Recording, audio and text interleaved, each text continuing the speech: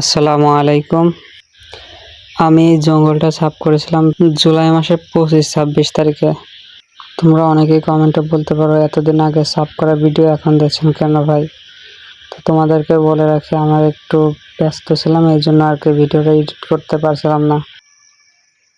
তো যাই হোক, চলো সাফ করার পর কেমন হয়েছিল চলো তোমাদের দেখাই। এই দেখো, এই জঙ্গলটা সাফ করার পরে এরকম হয়েছিল। দেখো কি সুন্দর পরিষ্কার। খেজুর গাছ ছিল মোট 5টা, ছয়টা খেজুর গাছ ছিল। তো চলো এবার সাফ করা যাক। তোমরা কেউ কখনো যদি জঙ্গল টঙ্গল সাফ করতে যাও তো অবশ্যই সতর্ক থাকবে, কারণ বলা যায় না কোথায় কখন সাপ পোকা বসে থাকে। আর খেজুর গাছ টাছ কাটতে গেলে অবশ্যই সাবধান থাকবে, কারণ খেজুর কাটা খুবই বিষ। তো আমি সাফ করতে থাকি, তোমরা দেখতে থাকো।